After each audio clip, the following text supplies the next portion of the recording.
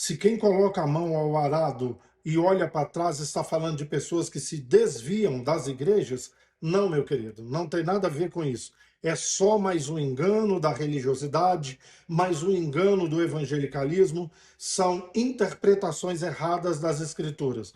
Para você entender o que Jesus estava dizendo, duas palavras são extremamente importantes. Mas antes de eu te falar dessas duas palavras, deixa eu te falar o que estava acontecendo. Jesus estava andando com seus discípulos e, como sempre, dando ensinamentos, ok?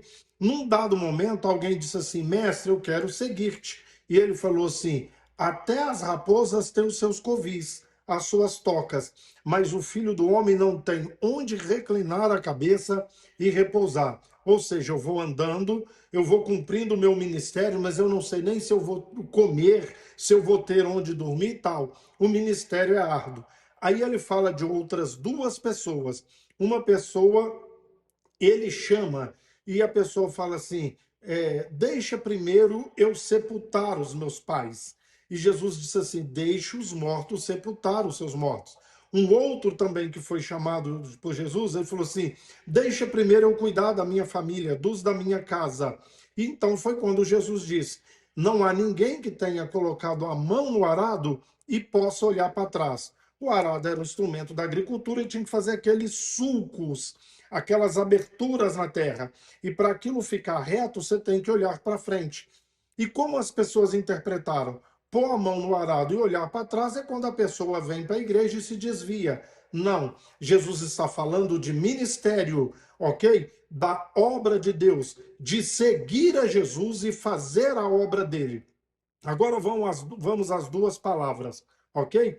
Primeiro ele fala assim: ninguém que põe a mão ao arado e olha para trás está apto para o reino de Deus. Esse estar apto para o reino de Deus prova que ele está falando de obra, de ministério. Se você está se distraindo ou se você tem outras prioridades que não seja o reino de Deus, você não pode vir. Você não está apto a cumprir o ministério. Quem vem para o ministério de Jesus, eu não estou dizendo que tem que abandonar trabalho, estudo, família, nada disso. Mas, se você assume um ministério, você tem que ter responsabilidades com ele, ok? É lógico que você pode olhar atrás, você pode preocupar com o seu trabalho, com o estudo, com família, com um monte de outras coisas, mas você precisa ter responsabilidade com o seu ministério.